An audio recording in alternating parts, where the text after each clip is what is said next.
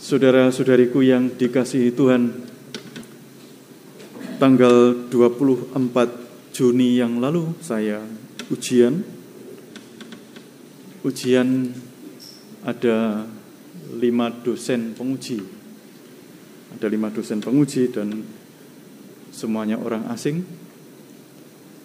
Dan bagaimana rasanya diuji dengan menggunakan bahasa asing di hadapan orang-orang asing? Dan yang saya tahu banyak adalah bahasa Indonesia dan bahasa Jawa. Gimana rasanya kalau Bapak Ibu membayangkan? Deg-degan pasti ya, mau ujian. Saya kira walaupun kita sudah lama tidak ujian, tapi masih bisa mengingat-ingat orang ujian itu seperti apa. Mungkin anak-anak yang sedang ujian gitu, pasti deg-degan itu mau ujian itu. Apalagi dengan orang-orang yang tidak dikenal banyak begitu, atau dosennya bagaimana, killer atau bagaimana, gurunya killer atau bagaimana. Itu pasti menimbulkan rasa deg-degan dan semacamnya. Walaupun demikian, yang membuat saya berbesar hati waktu menghadapi ujian itu adalah dari 5 orang itu, 4 orang saya kenal baik. Saya kenal baik 4 orang karena apa? Beberapa dengan mereka, misalnya kami rekoleksi bersama, saya ikut rekoleksinya mereka. Beberapa, jadi walaupun mereka sudah romo, walaupun mereka dosen, mereka ikut rekoleksi mereka, mau dengarkan rekoleksi gitu. Jadi saya ikut rekoleksinya mereka, jadi itu bagi saya sudah lumayan. Walaupun saya juga mempersiapkan sungguh-sungguh untuk menghadapi ujian itu, tapi dengan kenal orang-orang yang akan menguji, wah itu menjadi lebih tenang lagi. Masa orang yang kenal begini mau apa ini?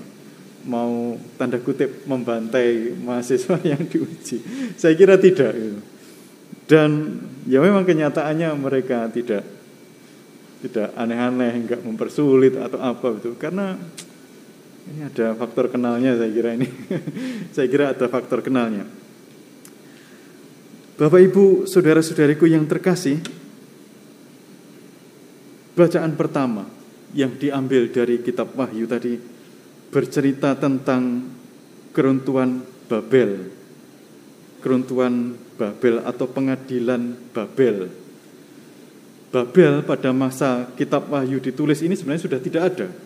Babel. Kan Babel itu adanya di dalam perjanjian lama. Kerajaan Babel. Dan lalu Babel yang mana yang dimaksud dalam kitab Wahyu ini? Babel yang dimaksud itu adalah sebenarnya kekaisaran Romawi sebenarnya. Jadi dikatakan dalam kitab Wahyu kekaisaran Romawi yang kejam itu, kejam terhadap orang-orang Kristen kala itu, pada akhirnya akan dihakimi dan akan lenyap selama-lamanya di hadapan Tuhan, anak domba tadi. Dikatakan di hadapan anak domba yang akan di dalam perjamuan nikah anak domba tadi. Dan tadi juga di dalam bacaan Injil itu dikatakan tentang sebenarnya juga tentang penghakiman yang terakhir saat Tuhan Yesus datang. Bagi sebagian orang, penghakiman itu ya tentu saja mengerikan, seperti orang yang mau ujian tadi. Bagi sebagian orang akan sangat mengerikan penghakiman itu. Tapi bagi sebagian yang lain, seperti yang dikatakan di bawah tadi, dikatakan apabila semuanya itu terjadi, bangkitlah dan angkatlah mukamu, sebab penyelamatanmu sudah dekat. Teman saya mengatakan ketika mau ujian, jangan khawatir, jangan terlalu khawatir dengan ujian, karena ujian itu bagi kita itu seperti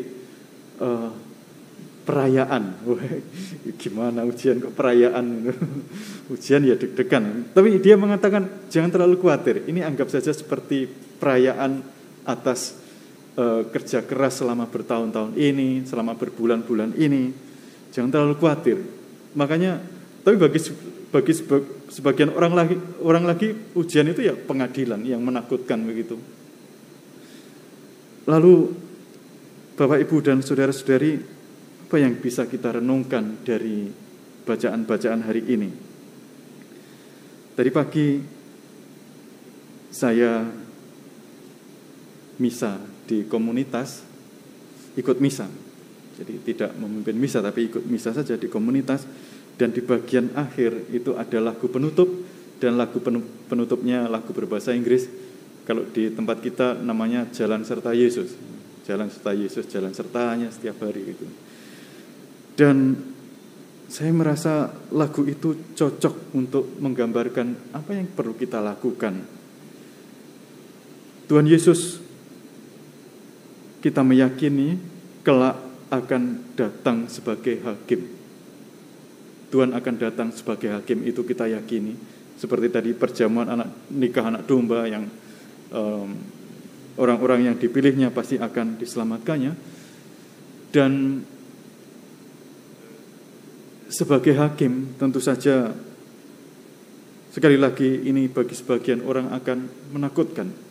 Tapi lagu Jalan Serta Yesus, jalan sertanya setiap hari itu lalu mengingatkan saya, oh iya ya, kalaupun suatu saat nanti Tuhan akan datang dan menjadi hakim saya, tapi kalau saya mulai sekarang ini sudah biasa jalan serta Yesus, jalan sertanya setiap hari, masakan Tuhan akan menghukum kita? Seperti saya kenal dengan dosen penguji saya tadi, dengan beberapa dari mereka, masakan dosen-dosen itu akan membantai saya karena kenal baik dengan saya. Jadi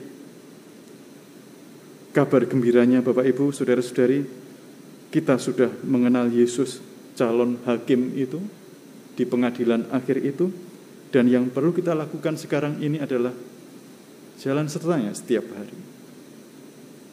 Dan kita yakin Dia akan datang sungguh-sungguh bukan sebagai hakim tapi sebagai penyelamat. Apabila semuanya itu terjadi, bangkitlah, angkatlah mukamu sebab penyelamatanmu sudah dekat.